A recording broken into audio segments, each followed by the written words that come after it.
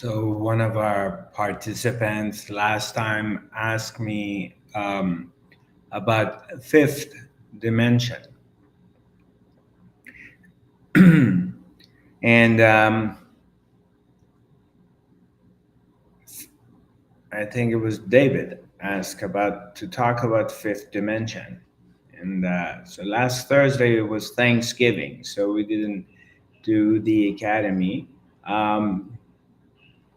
This week I'm kind of sick. I mean, not kind of, I am. So I'll see how far I can go. This is a little bit difficult to talk right now.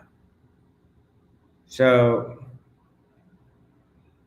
so there's a lot of talk about 5D consciousness, fifth dimension. Everybody wants to enter into fifth dimension. It's like everybody wants to go to heaven, but nobody wants to die. So, and entering into fifth dimension, let's first get a little bit glimpse of it, an idea what fifth dimension is. And so, in a nutshell, explaining it in more maybe a technical way, fifth dimension, it's a unified field of oneness, a unified field of love. And where there is no duality in it, there's no illusion of duality.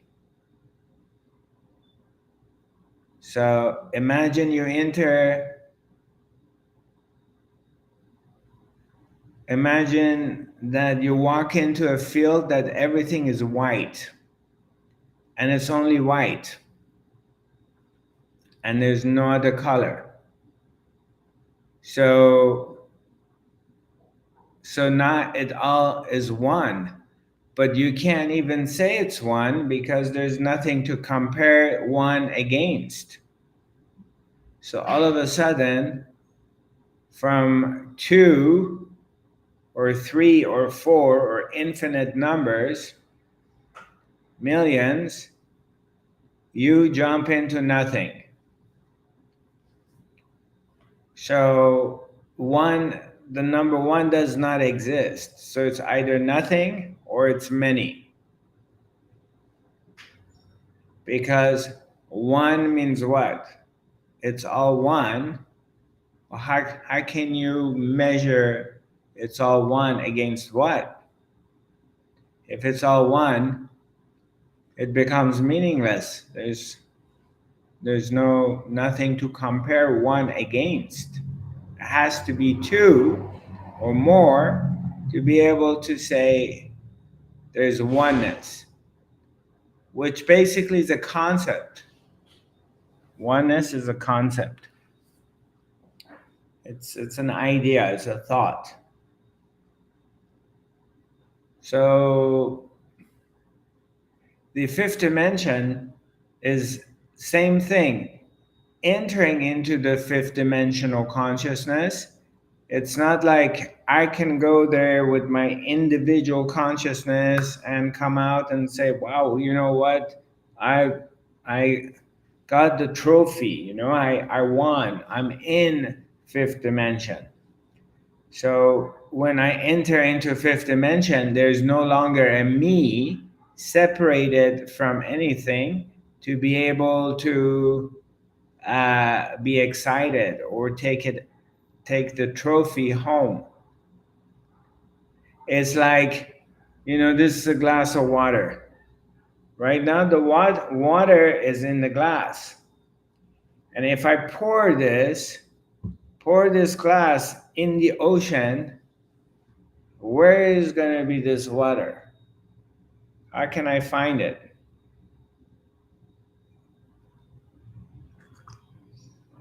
This water will become one with the ocean forever.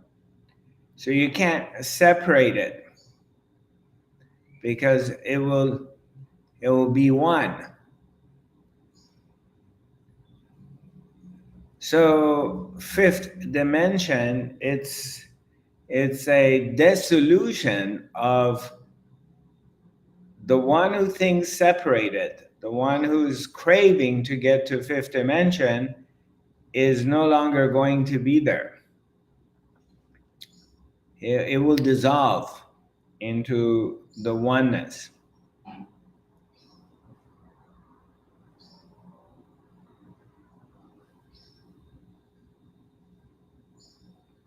So people say, well, what about other dimensions? Well, once you enter into fifth dimension and there's no more a you, who cares? To whom it becomes important to go to other dimensions. So kind of the game is over. Does this make any sense to anybody? No? Yes?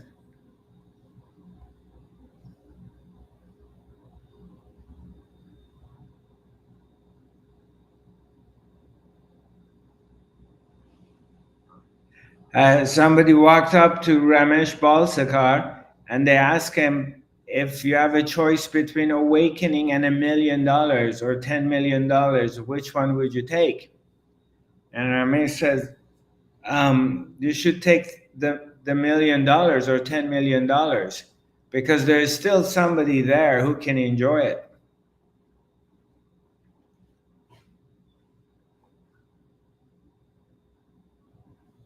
In absolute awakening, the person is no longer there. It's just the existence. There is the appearance of the person. It looks like there is a person, but inside of it becomes the existence. It's hollow. The person's no longer there. So hence there's no more suffering, there's no desire, there's no more struggle,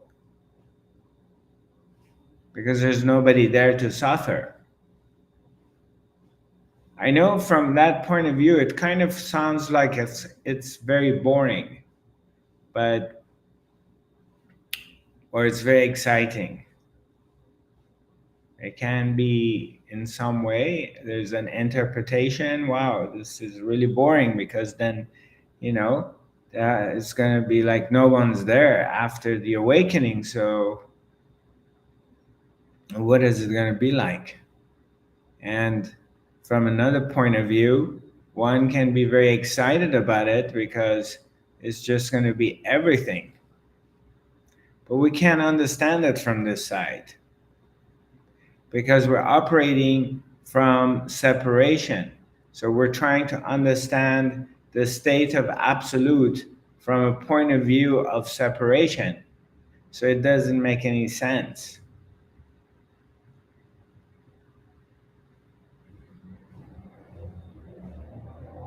That's why this whole business is very tricky.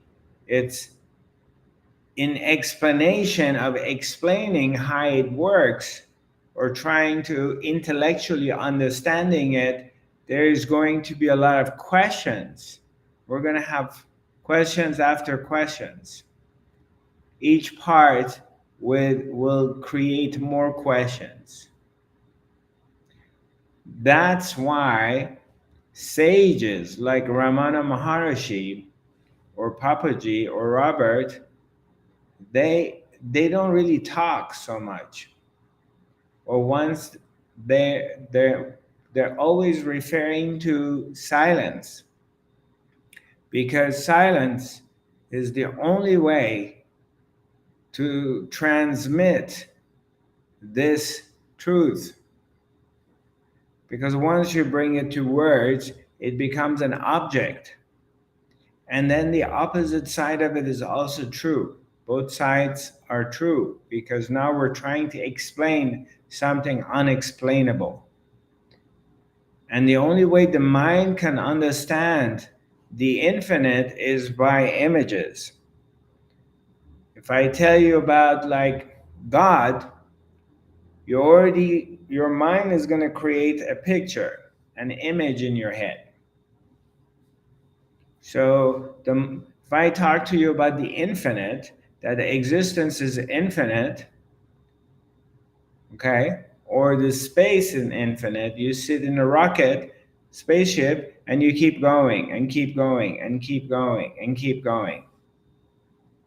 And your mind will start to create an image, to understand it, an image in third dimension, an object, because the mind cannot understand infinity. Infinite, you cannot understand it with your thinking. But when we sit together and we're not thinking, and you're in stillness and your attention is on one point, and you simply are here without your mind, then you become the infinite.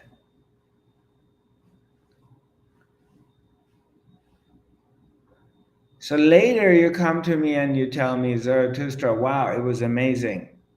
I was gone. This was an incredible meditation or a workshop or a moment because I became one with everything. But during the act of being one with everything, there is nobody there stating I am one with everything, because it's in the absence of the one who wants to become everything. That one is no longer there. So when you say, wow, I became from this period to this period, Zarathustra, I became one with everything. How do you know that? Because before you became one with everything, there was a person. It was separated. During, there is no you.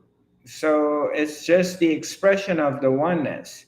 Later, when you come back as a person separated from everything, then you say, wow, you know what? I was one. But you can never ever say I am one when you're one, because there's no you saying it. It's just pure being. It's pure bliss. And there is no story of oneness because there's nobody there to care. It's just oneness there is. It's solid and it has no expression.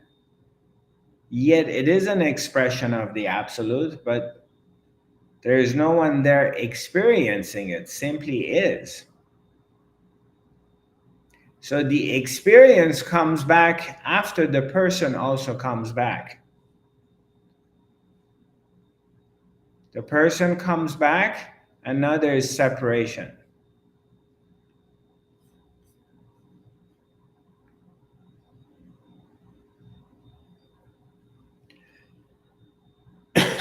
Tricky, isn't it? Did I get you I got you confused. I know I made you confused.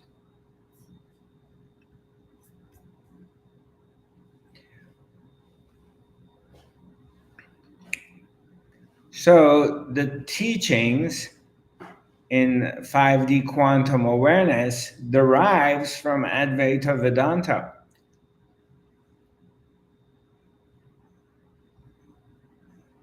The teachings of non-duality. There's only one, and that one is in everything and everywhere, and that one is always here.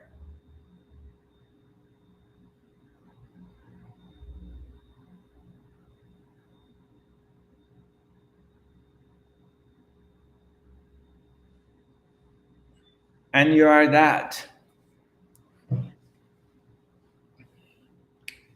When you're not thinking, you are that. When you're thinking, you come out of it.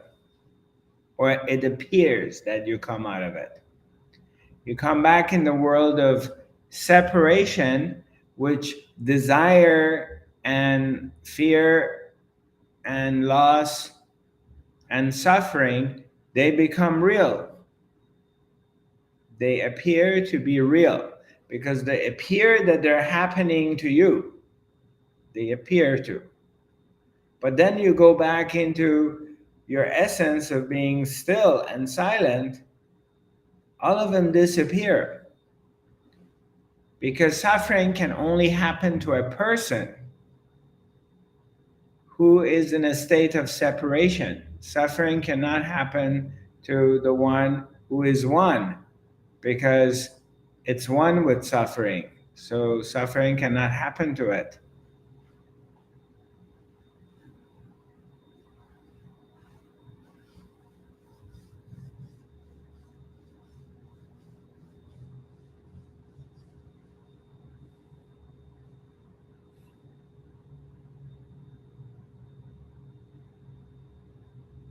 I have a question, Zarathustra. Okay. Fully awakened people like Maharaji, Ramana Maharaji, are they capable to take care of themselves, or do they need to have people around them?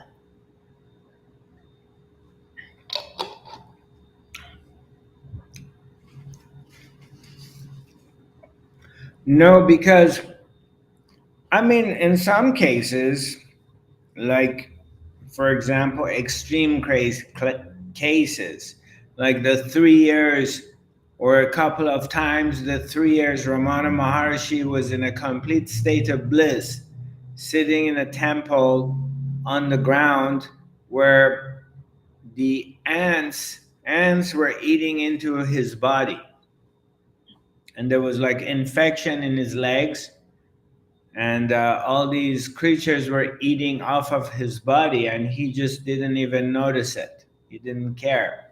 So yeah, people would come and feed him or clean his wounds, but that was when he was like completely in a blissful state and kind of gone. The rest of the time, yeah, they take care of themselves. Yeah, of course. Maybe not the way we do, because, but no, it's not like you get to that place of awakening and then you're just like a stupor, you can't function anymore. No, just because there's the person is not there, but the existence is there. It's like, okay, it's not fully God is operating through you. Yeah. So yeah, that's good to hear.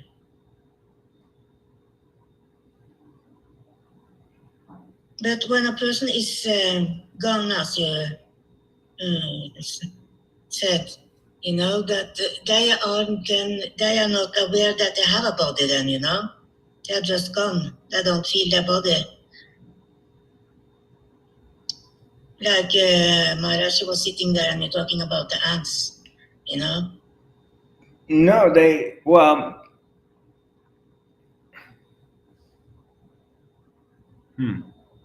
They're not aware that they are in a body. They're gone out of the body or something. I don't know. Yeah. I don't know. I mean, Papaji fell down and broke his leg. So, and he was 80 years old, 79 years old. Or Ramana Maharshi got cancer, colon cancer. And before that, they had to do surgery on him. So there is a body yeah. that gets sick, decays, gets old, like everyone else's bodies. And they're aware there is a body, but they're not identified to it, but the body is there. Yeah. They know. So then they don't care if they got a disease or something, If they feel pain, they don't care about it. Well, Robert was going through a lot of pain before he died. I heard him screaming. He was screaming for days from Parkinson's disease.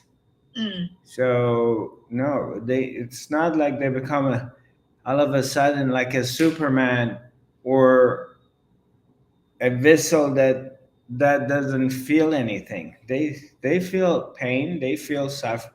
Their body can suffer. They feel the pain, they feel the loss.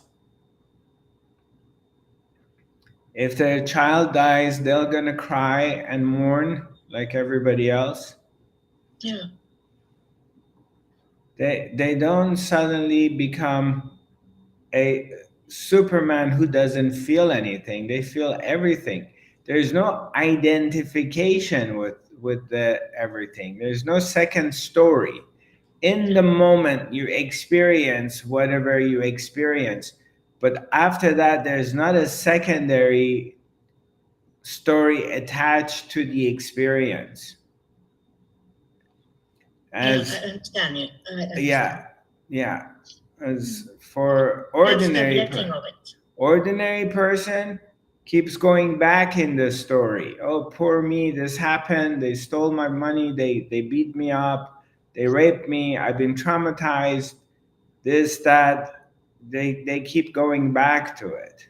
The yoni experience it in a moment, whatever pain there is or loss, and then they're done with it.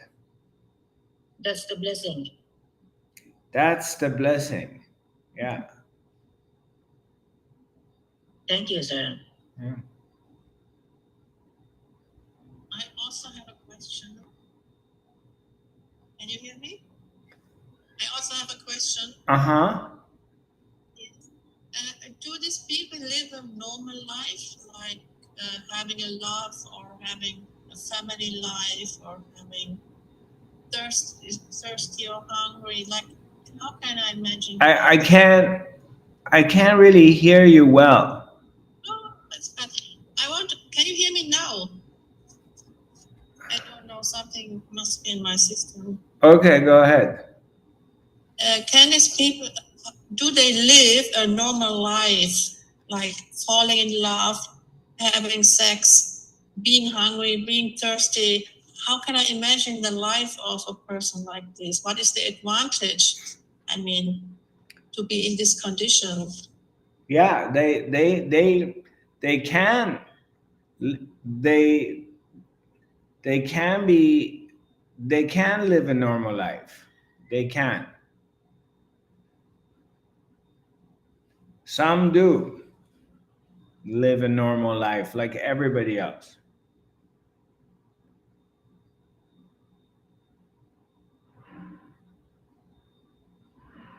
I mean, there's both incidences that they live a normal life, and there's incidences that they don't.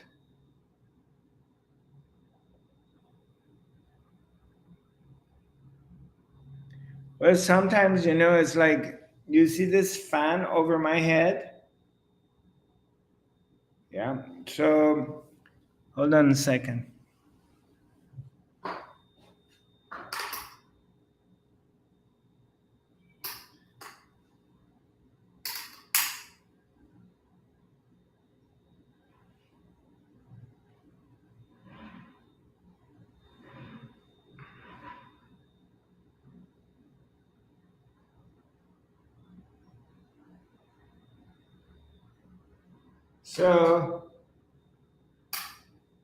So, the fan is running, and now I, or you can't see it. It's the other one. Sorry. Hold on.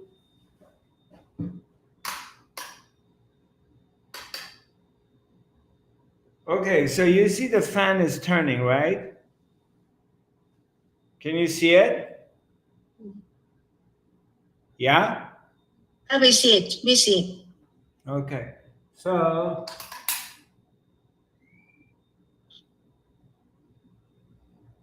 right now it's turning. So I turn it off. I turned it off. So, but it's still running, right? You see? But Yeah. I turned it off. So same thing can happen.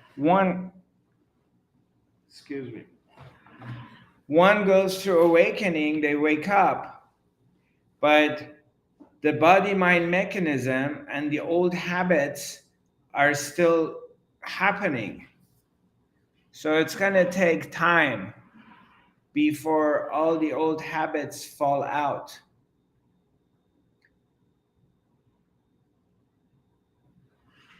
So the fan is running, old habits, the person, it's running, and then awakening happens. Okay, there's no more electricity going to the fan, but the fan's still running till it stops. So in many, many cases, the sages, after they awaken, they still continue doing what they were doing most of the time. It's like if you're a person who, let's say when you're going to the airport, you're a kind of a person that needs to be in the airport 4 hours before the flight. If you get there 3 hours or 2 hours before the flight, which is still plenty of time to fly, you get very nervous.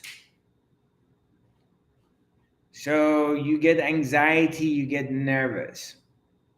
So you need to get to the airport 4 hours before the flight so you calm down. Now, after you awakening, you have awakened, that habit may not go away. You may still need to get to the airport 4 hours before the flight because you have awakened, but your nervous system did not awaken. Awakening happened and the person disappeared, but the nervous system or their body doesn't get awakened. So the body does its own thing. The body's functions have nothing to do with me and you. That is very important to know, I think, because when you meet a person like that, you just have to understand that the body is acting like before. Yeah, the body is acting as before. It can change. At some instances, things can change immediately, but sometimes things can change eventually, but not necessarily. So, awakening is the realization that you are not a separated person. So, you become liberated. But that doesn't liberate your body or your nervous system. Your body and your nervous system continues doing what it used to do before. People think someone awakened, all of a sudden they become like Superman.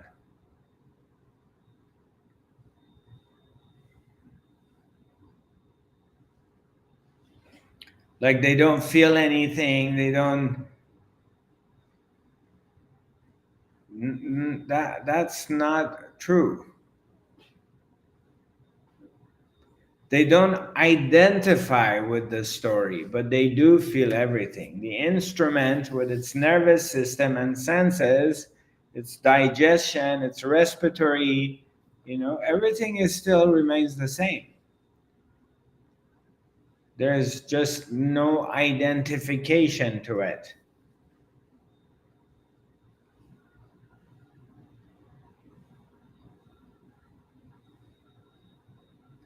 It's like, let's say you have a car, and before awakening, you thought you are your car, you're one with your car. You thought if your car breaks down, that means you broke down. But after awakening, you realize you're not your car. So when your car breaks down, that doesn't mean you have broken down. And you also realize you can change your car. You can get rid of your car and buy another car. Before you thought, if you get rid of your car, that means it's the end of you. But then you realize that's just a car. It's supposed to take you from point A to point B. That's its job, is to carry you. It's a wagon. But you're not it. What happened?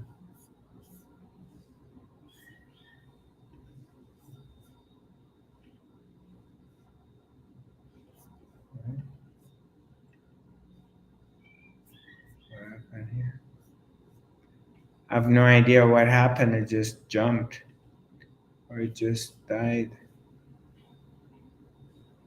Zoom. Okay.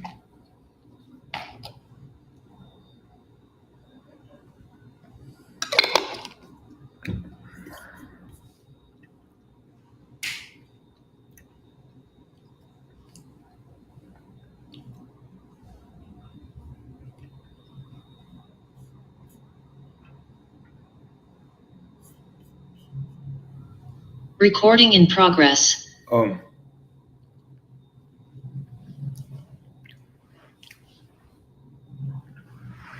Hello? Are you guys there? Hi, can you hear me? Anybody, Hilda? Yes, we can. Yeah. Yes. Now we can hear you. Can you see me too, or because I No, don't? just your picture, not you. I don't see you either. So anyway, something happened and things disappeared. So can you still hear me? Are you there? Yes, we can. Oh, Yep. okay, right. We can hear you. So my screen kind of went blank, and I don't see anybody. Oh, okay, you guys are back. I can see you again. Right. Yeah, it just happened on its own. So what are you really saying? Do you mean that whatever plan is planned for my body will continue, and Yeah, if I awaken, my body will continue doing whatever it's supposed to do. Well, your body always does what Nice. it wants to do, and at one point your body will betray you, as it does to a lot of people. Suddenly a 25-year-old kid will get a heart attack or cancer or whatever, and they die. Or all kinds of weird things happening to our bodies you have no control over. One day you wake up and you got a big dark spot here in your face. One day you wake up and you can't get out of the bed. Your back, your sciatica hurts like crazy. You cannot move. So where's your control? It's your body, and you feel entitled that you're in control of it, but you don't have any control over it. One day you wake up and you have a bad flu.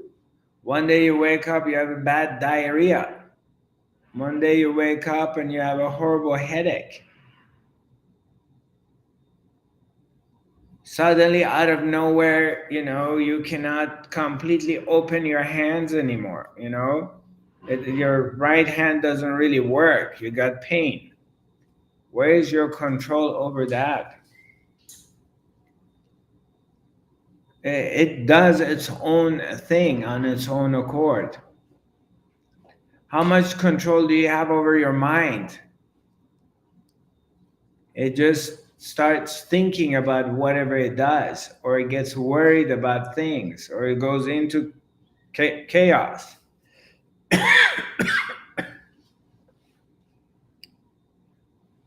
There's nothing you can do about any of it. Before awakening or after awakening, it doesn't matter.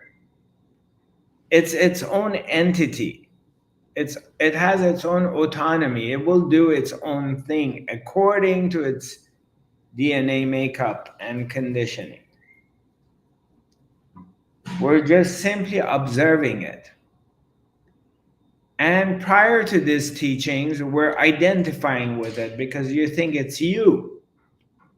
But sometimes we're lucky in this life, somehow we realize it's not me. I'm not this mechanism that is doing its own thing on its own accord.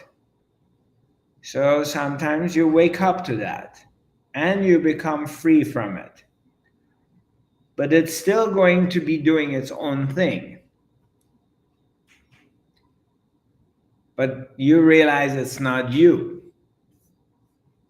So that's what liberation is. You have awakened from a deep coma.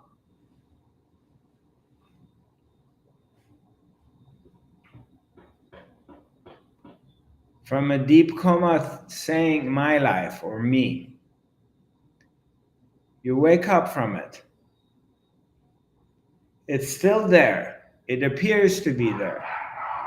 But you're not identifying. It's not happening to you. It's happening to your body. It's happening to your nervous system. But it's not happening to you. You're free from it. And that's an amazing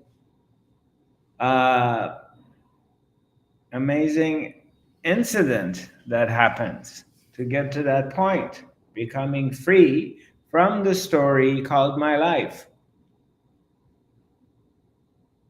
or the world, completely free from all of it.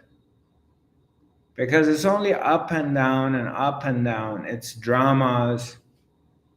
You have sometimes everything goes your way, then everything falls apart. But most of it is based on suffering. Most of the life, suffering is the underlying theme of life. But just becoming a human being, living in a body, suffering, you suffer more than you have joy.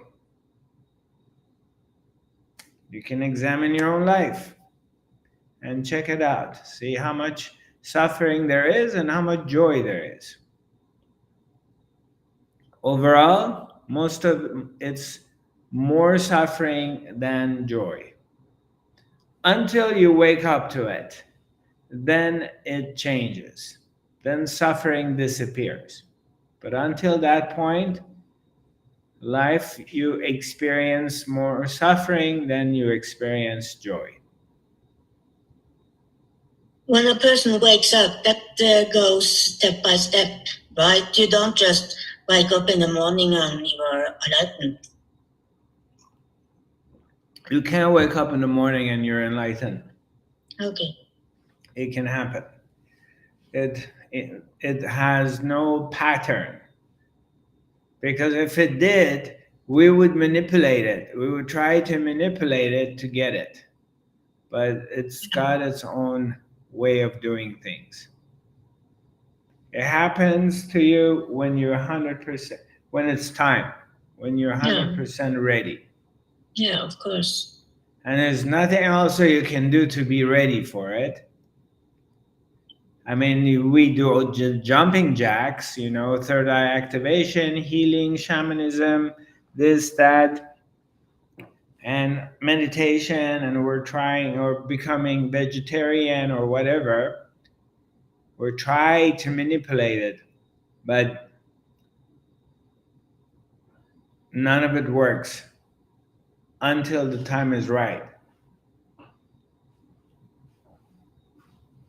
That is a blessing too, Yeah, recognizing it. And you remember it for a day or two and then you forget. and then again you go and try to struggle, and then you keep banging your head against the wall, and then you come across your teacher, and your teacher sets you back into the right place, and you remember it for a week or two, and you forget again, and then boom, you hit your head against another wall, so you just get corrected until you're set on the tracks.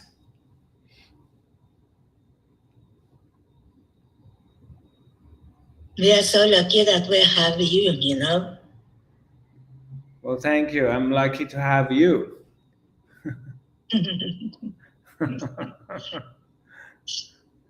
Thank you. Thank you.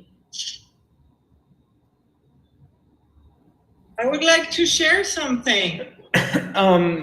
If you make it quick, because I'm not feeling good, and our time is over. So if you only can promise it's quick.